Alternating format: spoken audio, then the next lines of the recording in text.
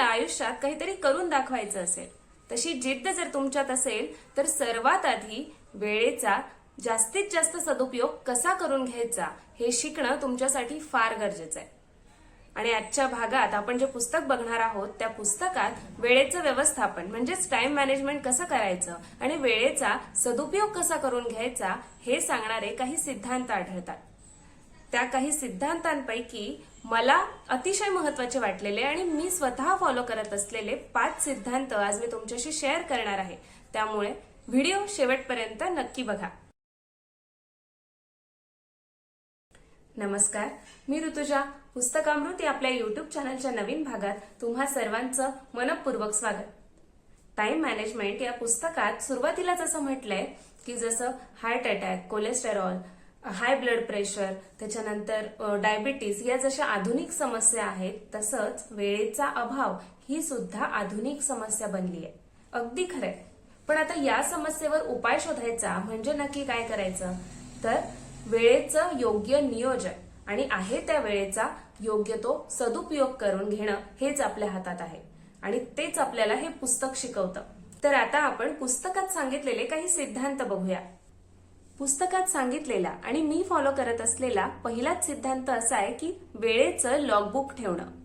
जसं आपण पैशांचा हिशोब ठेवतो, पैशांचं अंदाजपत्रक बनवतो, तसंच वेळेचंही अंदाजपत्रक आपण बनवलं पाहिजे. तुम्हाला आठवतं का, लहानपणी आपण हे एकदा तरी नक्की केलंय. आपण आपला दिवस अगदी सविस्तर एका कागदावर प्लॅन करायचो, म्हणजे आपण वेळापत्रक बनवायचो आणि सकाळी उठल्यापासून ते रात्री झोपेपर्यंत संपूर्ण दिवसाचं एक शेड्यूल आपण त्यात लिहिलेलं असायचं आणि काही दिवस आपण ते फॉलो करायचो, काहींनी ते कायम फॉलो केलेलं असणार आहे. पण हेच लॉगबुक ठेवणं अतिशय गरजेचं आहे आता सुद्धा. त्याने काय होतं, तर आपला वेळ सर्वात जास्त कुठल्या कामात जातोय हे कळतं. इंटरनेटवर आपण किती वेळ घालवतोय किंवा कुठल्या कामात आपला विनाकारण वेळ जास्त जातोय हे समजायला मदत होते. सर्वात महत्वाचं म्हणजे काय, तर आपल्याला शिस्त लागते. अनावश्यक गोष्टी जर आपला वेळ जास्त जात असेल तर तोच वेळ आपण उपयुक्त गोष्टी करण्यात कामी आणू शकतो. त्यामुळे सर्वात आधी महत्वाचं काय आहे, तर लॉगबुक लिहायला सुरुवात करणं. मी फॉलो करत असलेला दुसरा सिद्धांत आहे कामांना प्रायोरिटाईज करणं. सर्वात महत्वाचं काम आपण सर्वात आधी केलं पाहिजे. आता प्रत्येकासाठी कामांची प्रायोरिटी लिस्ट ही वेगवेगळी असणार आहे. पुस्तकात अतिशय सुंदर उदाहरण दिलंय. एक प्रसिद्ध संगीत तज्ञ जेव्हा व्हायोलिन वाजवायला शिकत होत्या तेव्हा काही काळानंतर त्यांच्या असं लक्षात आलं की आपला सराव पाहिजे तसा होत नाहीये. आपली जी प्रगती आहे ती समाधानकारक नाहीये. आणि जेव्हा त्यांनी याचा नीट विचार केला तेव्हा त्यांच्या लक्षात आलं की आपला सर्वाधिक वेळ हा इतर कामातच जास्त जातोय. म्हणजे व्हायोलिन वाजवायला शिकण्याआधी, व्हायोलिनचा अभ्यास करण्याआधी स्वयंपाक करणं, घरातली सगळी कामं करणं, साफसफाई करणं, हे आवर ते आवर, या सर्वात त्यांचा वेळ सर्वात जास्त जात होता आणि त्यामुळे व्हायोलिनचा अभ्यास करण्यासाठी त्यांना वेळ कमी पडत होता. आणि हे जेव्हा त्यांच्या लक्षात आलं तेव्हा त्यांनी सगळ्यात सुरुवातीला व्हायोलिनचा अभ्यास करायचा आणि नंतर घरातली इतर कामं करायची असं ठरवलं आणि त्याप्रमाणे कृती केली. त्या क्षेत्रात त्यांनी विशेष प्रावीण्यही मिळवलं आणि त्यांची त्यानंतरची प्रगती ही त्यांना समाधानकारक वाटू लागली. त्यामुळे हा दुसरा सिद्धांत सुद्धा अतिशय महत्वाचा आहे.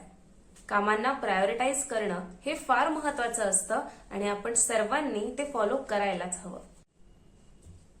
तिसरा सिद्धांत, आपण आपल्या सर्वोत्कृष्ट वेळेत काम करायला हवं. सर्वोत्कृष्ट वेळेत काम करायचं म्हणजे नक्की कधी, तर दिवसाची अशी एखादी विशिष्ट वेळ असते ज्या वेळेत आपली ऊर्जा, आपली विचारशक्ती, आपला उत्साह प्रचंड असतो. आता प्रत्येकाच्या दिवसाची ही खास वेळ वेगवेगळी असते. ती वेळ कोणती हे आपण ओळखायला हवं. दिवसाची अशी कुठली वेळ असते, सकाळ, दुपार की संध्याकाळ, ज्या वेळेत आपण प्रचंड उत्साही असतो, जी वेळ आपल्याला काम करण्याची उमेद देते. मोठमोठी आणि महत्वाची कामं त्या वेळेत अगदी चुटकीसरशी होऊ शकतात. ती वेळ ओळखून आपल्याला आपली महत्वाची कामं त्या वेळेत करायची आहे. चौथा सिद्धांत, आपण किती वेळ काम करतो हे महत्वाचं नसतं, तर आपण ते काम कशा प्रकारे करतो, परिणामकारकरित्या करतो की नाही हे महत्वाचं असतं. काम करण्यासाठी लागलेला वेळ हा महत्वाचाच असतो, पण केव्हा? जर काम झाल्यानंतर त्याचा जो काही परिणाम आहे तो उत्कृष्ट असेल तर. आपण किती वेळात किती काम केलं, किंवा आपण किती वेगाने एखादं काम केलं, किंवा आपण एखादं काम किती वेळ घेऊन केलं, किती वेळ लागला आपल्याला ते काम पूर्ण करण्यासाठी, यापेक्षा ते काम पूर्ण झाल्यानंतर त्याचा जो काही परिणाम आहे त्याची दखल सर्वात आधी घेतली जाते. 2 विद्यार्थ्यांचं उदाहरण घेऊ. समजा परीक्षेचा काळ आहे. एक विद्यार्थी आहे ज्याला त्याचे आई वडील, शिक्षक सतत सांगताय की अभ्यास कर रे बाबा, अभ्यास कर, खेळायला जाऊ नको, पुढच्या आठवड्यात परीक्षा आहे. आता तो विद्यार्थी या सर्वांच्या सांगण्यावरून पुस्तक घेऊन बसला. ठीक आहे, पुस्तक त्याने समोर धरलंय. दिवसभर तो पुस्तक फक्त समोर धरून बसलाय. दिवसभर तो अभ्यास करतोय असं बाकीच्यांना वाटतंय. खेळायला कुठे गेलेला नाहीये, काहीही दुसरं काम करत नाहीये, फक्त पुस्तक धरून बसलाय. पण पुस्तकात काय आहे लिहिलेलं, काय आपल्याला वाचायचं आहे, काय अभ्यास करायचा आहे त्याला काहीही माहित नाहीये, किंवा त्याकडे त्याचं अजिबात लक्ष सुद्धा नाहीये. सतत डोक्यात खेळण्याचे विचार आहेत आणि दिवसभर फक्त पुस्तक धरून बसलाय. आता या उलट दुसरा विद्यार्थी आहे ज्याला परीक्षेच्या टाइम टेबलनुसार आपण आपला हा वीक कसा प्लॅन करायचा हे त्याच्या डोक्यात व्यवस्थित क्लिअर आहे. प्रत्येक दिवशी विषयाला, कुठल्या विषयाला किती तास वेळ द्यायचा हे त्याने ठरवलंय आणि त्याप्रमाणे तो 2 तास, 3 तास, 4 तास असा पर्टिक्युलर टाइम ठरवून अभ्यास करतोय. बरोबर आहे. दिवसभर तो अभ्यास करत नाहीये, विशिष्ट तास काही अभ्यास करतोय. तर आता या 2 विद्यार्थ्यांचा परीक्षेचा रिझल्ट यामध्ये किती तफावत असणार आहे? ज्याने खूप वेळ दिला आहे, जो खूप वेळ पुस्तक घेऊन बसला आहे त्याच्या रिझल्टमध्ये, आणि ज्याने काही विशिष्ट तास दिले आहेत अभ्यासाला त्याच्या रिझल्टमध्ये निश्चितच फरक असणार आहे. परिणाम दोघांचा भिन्न असणार आहे.